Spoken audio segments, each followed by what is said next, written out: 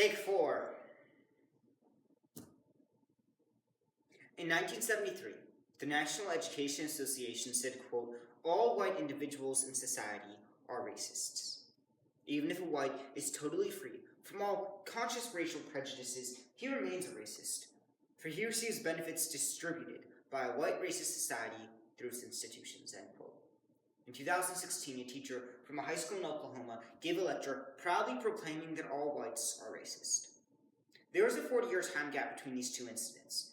In that 40 years, the United States has ended the Cold War, made giant leaps forward in space exploration, built the greatest economy, made cell phones and computers accessible to everyone, and invented the microchip.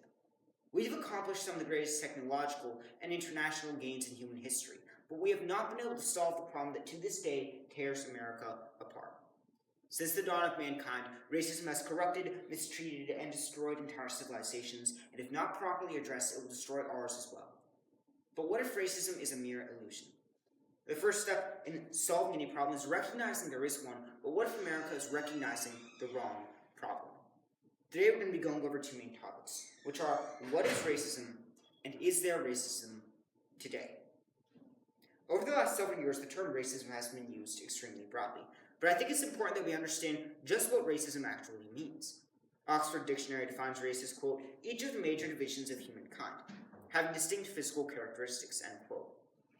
But which major divisions does our institution recognize?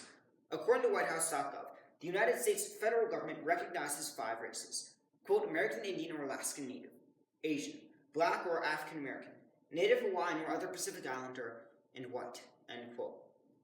Now it is time for us to understand the definition of racism. Racism is defined as, quote, the belief that all members of each race possess characteristics, abilities, or qualities specific to that race, especially so as to distinguish it as inferior or superior to another race or races. Judges, from this we can gather that racism has 2 parts.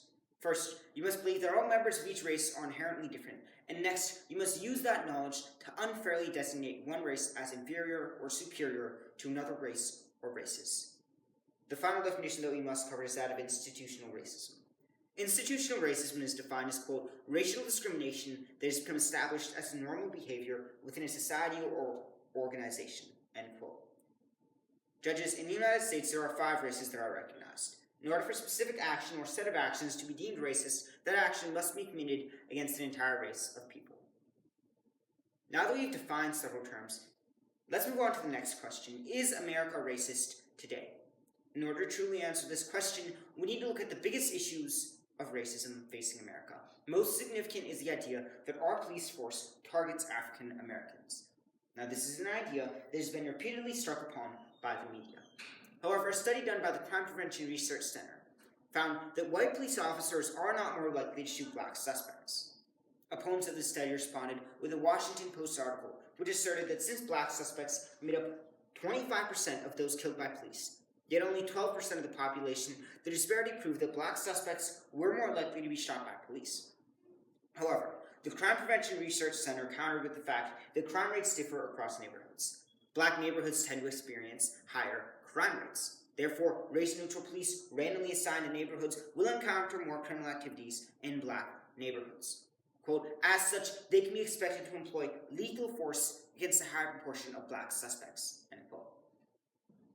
So you see, judges, that the reason there's such disparity in police shootings is not because police target a specific race of people, it is because crime rates differ across neighborhoods, and black neighborhoods tend to experience much higher crime rates.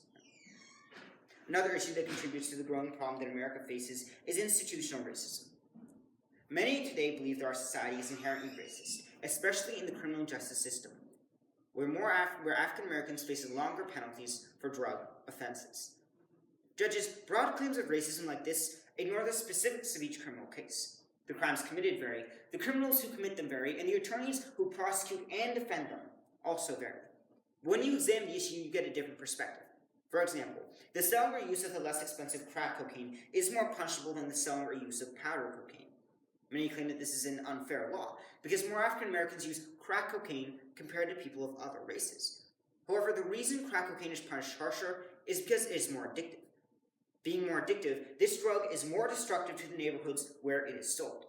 More lenient penalties would protect drug dealers, but endanger the very African American communities that we are seeking to protect.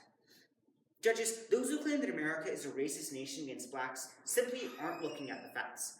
They regularly make this claim against a country which now outlaws racial discrimination, has twice elected an African American president, had 2 black secretaries of state, 3 black security advisors, and 2 successive black attorneys generals, along with thousands of elected African American officials, mayors, police chiefs, and congressmen.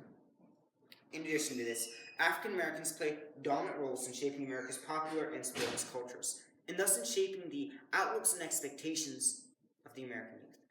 Judges, we're talking about our society today, not even 100 or 50 years ago.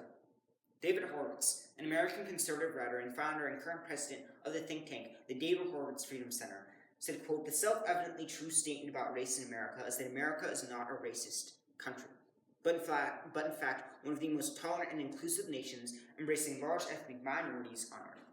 Yet this true statement cannot be uttered in public without inviting charges of racism against the speaker," end quote. Judges, even though our country may not be racist, that doesn't mean that there aren't individual racists inside of society. So even if we can agree that racism isn't the problem that America faces, clearly something is, as our general populace and media continue to cling to the false notion that America is a racist nation. David A. Clark, conservative analyst and 64th Sheriff of Milwaukee County, said, quote, "I look at the progressive policies that have marginalized black dads. They push them to the side and say, 'You're not needed.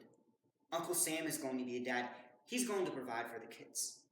He's going to feed the kids,' end quote. Nothing illustrates this better than the Welfare Act of 1964.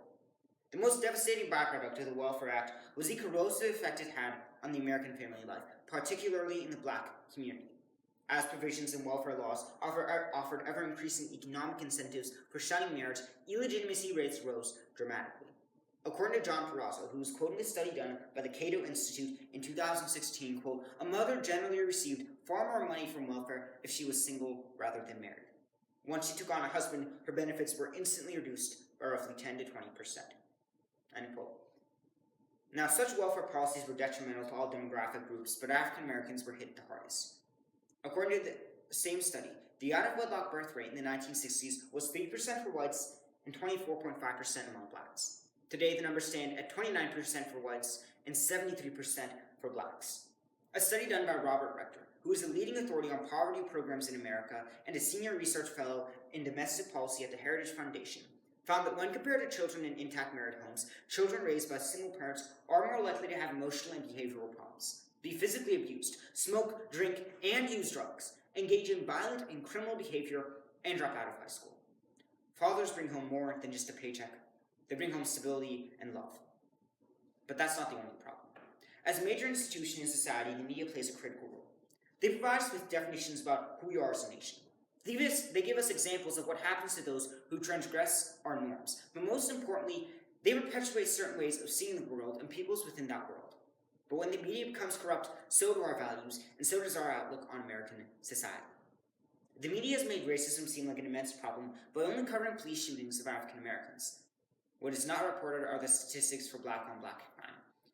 According to the United States Bureau of Justice Statistics, 93% of black homicides between 1980 and 2008 were committed by other blacks, not police officers. In 2012, the figure was 91%. The media is causing most of the problem through their lack of integrity and their unwillingness to even give a balanced report. But what does the media have to gain by dividing us? 2 things. First, creating a racial conflict provides a diversion from other more complex policy issues, and second, being first. See, the media is more concerned with being the first to tell a big story than to actually tell the story with integrity. We live in a society where first is best. Get it out there. We don't care if it hurts. We don't even care if it's true.